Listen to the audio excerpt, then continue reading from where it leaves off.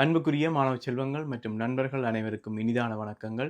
இந்த காணொளியிலே 2026ஆம் ஆண்டு தொடக்கம் இலங்கையில் மாற்றமடைய உள்ள புதிய கல்வி சீர்திருத்தங்கள் தொடர்பாக கல்வி அமைச்சினாலே வெளியிடப்பட்டுள்ள வழிகாட்டல் கையேடில் வழங்கப்பட்டுள்ள விடயங்களை முழுமையாக பார்க்க இருக்கின்றோம்.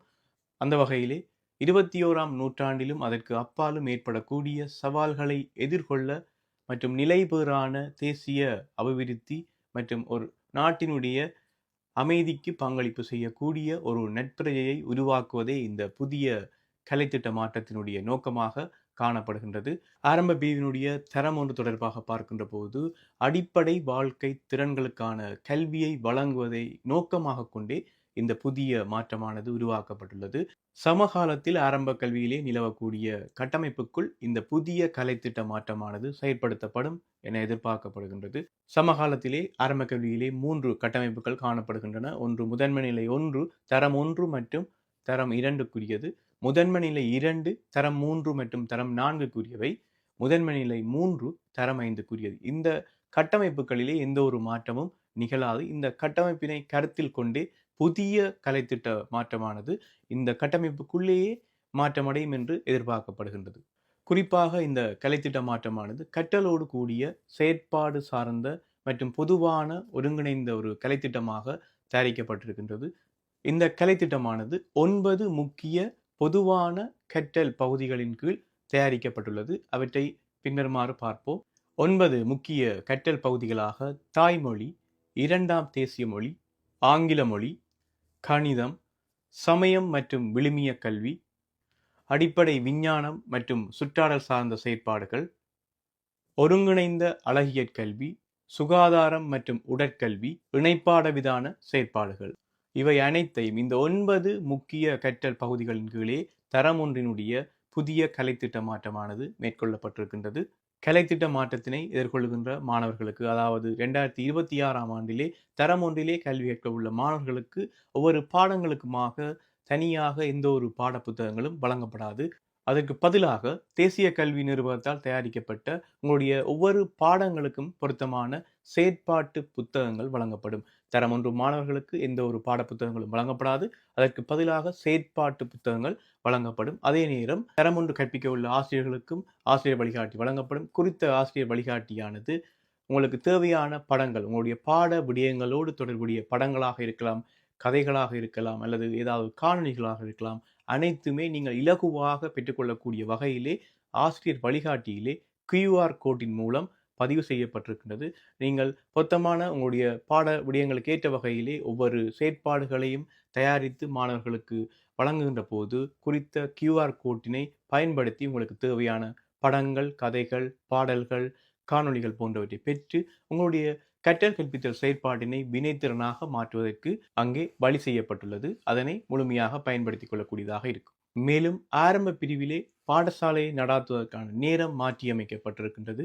தரம் 1 தொடக்கம் தரம் 4 வரை இதுவரை காலமும் நடைமுறைக்கு இருந்த அதே நேரம் பின்பற்றப்படும். அதாவது 1:30 மணியுடன் பாடசாலை நிறைவு பெறும். தரம் 5 மாணவர்களுக்கு 30 நிமிடங்கள் மேலதிகமாக அதிகரிக்கப்பட்டிருக்கின்றது. தரம் 5 மாணவர்களுக்கு மாத்திரமே 30 நிமிடங்கள் அதிகரிக்கப்பட்டிருக்கின்றது. அதனை கவனத்தில் கொள்ள வேண்டும். ஆனால் அனைத்து ஆசிரியர்களும் பிற்பகல் 2 மணி வரை பாடசாலையில் இருக்க வேண்டும். 1:30 நிறைவேறுகின்ற தரங்களுக்கு குறித்தான ஆசிரியர்கள் மேலதிகமாக இருக்கக்கூடிய அந்த 30 நிமிடங்களை அடுத்த நாள் கற்றல் கற்பித்தலுக்கான தயார்படுத்துவதற்கான நேரமாக நீங்கள் எடுத்துக்கொள்ளலாம் என்று கூறப்பட்டிருக்கின்றது. ஆகவே இத்தனை புதிய மாற்றங்களும் 2026ஆம் ஆண்டில் ஆரம்ப பிரிவு தொடர்பாக தரம் ஒன்றிலே நடைமுறைக்கு வருகின்றது. ஏனைய தரங்கள் ஆரம்ப பிரிவிலே இருக்கக்கூடிய ஏனைய தரங்களாக தரம் 2, தரம் 3, தரம் 4, தரம் 5 இந்த 4 தரங்களிலும் எந்த ஒரு மாற்றமும் ஏற்படுத்தப்படாது. அவை வழமை போன்றே கற்றல் கற்பித்தல் செயற்பாடுகள் வழமை போன்றே உட்படுத்தப்படும். அடுத்ததாக தரமாறு தொடர்பான கலைத்திட்ட மாற்றத்தினை பார்ப்போம். தரமாறுக்கான கலைத்திட்ட மாற்றமானது வாழ்க்கைக்கு தேவையான அடித்தளம் தொடர்பான திறன்களை வழங்கும் நோக்கோடு இந்த கலைத்திட்டம் தயாரிக்கப்பட்டுள்ளது. இந்த கலைத்திட்டமானது மொடியூல் அடிப்படையிலான மற்றும் மதிப்பு அடிப்படையிலான கலைத்திட்டமாக அறிமுகப்படுத்தப்படுவதற்கு உத்தேசிக்கப்பட்டுள்ளதாக கூறப்பட்டுள்ளது. இந்த கலைத்திட்ட மாற்றத்திலே மிக முக்கியமான ஒரு விடயம், ஒவ்வொரு மாணவர்களும் கட்டாய பாடமாக 14 பாடங்களை கற்க வேண்டியது அவசியமாகும் என்று கூறப்பட்டுள்ளது. ஒவ்வொரு மாணவர்களுக்கும் கட்டாய பாடங்களாக 14 பாடங்கள் வழங்கப்பட்டுள்ளன. மேலும் இந்த 14 கட்டாய பாடங்களுக்கு மேலதிகமாக விளையாட்டு மற்றும் கழகங்களில் பங்கேற்க வாய்ப்பும் வழங்கப்படுகின்றது. இது மாணவர்களுடைய சமநிலையான ஆளுமையினை விருத்தி செய்ய உதவும். மேலும் தரமாறில் தகவல் மற்றும் தொடர்பாடல் தொழில்நுட்பம், வாழ்க்கைக்கான தொழில்நுட்பவியல், தொழில் முனைவு மற்றும் நிதி எழுத்தறிவு ஆகிய 3 புதிய பாடங்கள் அறிமுகப்படுத்தப்படும் என்று எதிர்பார்க்கப்படுகின்றது. இந்த புதிய கலை திட்டத்திலே மாணவர்களுக்கு பாட புத்தகங்களுக்கு பதிலாக அந்த பாட விடயங்களை உள்ளடக்கியதாக மொடியூல்கள் வழங்கப்படும்.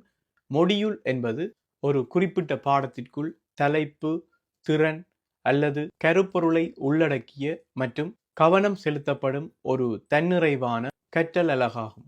இது கட்டமைக்கப்பட்ட உள்ளடக்கம், செயற்பாடுகள் மற்றும் கணிப்பீடுகள் மூலம் குறிப்பிட்ட கற்றல் விளைவுகளை அடைய வடிவமைக்கப்பட்டுள்ளது.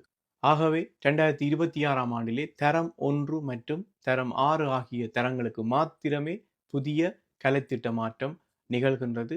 ஏனைய தரங்கள் வழமையான கற்றல் கற்பித்தல் செயற்பாடுகளாகவே காணப்படும். குறிப்பாக பாடசாலை நிறைவடையும் நேரம் மாற்றமடைந்திருக்கின்றது.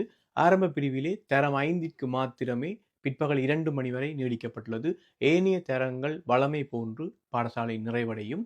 இடைநிலை பிரிவு மற்றும் உயர்தர பிரிவுகளுக்கும் பிற்பகல் 2 மணி வரை பாடசாலை நடைபெறும். அதனையும் கவனத்தில் கொள்ள வேண்டும். ஆகவே இந்த காணொளியிலே 2026இல் நடைமுறைக்கு வரவுள்ள புதிய கல்வி சீர்திருத்தங்கள், அதற்கு உட்பட்டு நடைமுறைக்கு வரவுள்ள புதிய கலைத்திட்ட மாற்றங்கள் தொடர்பாக கல்வி அமைச்சினாலே வழங்கப்பட்டிருக்கக்கூடிய வழிகாட்டல் ஆலோசனை கையேட்டிலே இருக்கக்கூடிய பிரதானமான விடயங்களை இங்கு பகிர்ந்திருக்கின்றேன். நிச்சயமாக இது உங்களுக்கு பயனுள்ள காணொளியாக இருக்கும் என்று நம்புகின்றேன். மீண்டும் இன்னொரு காணொளியிலே சந்திக்கின்றேன். நன்றி.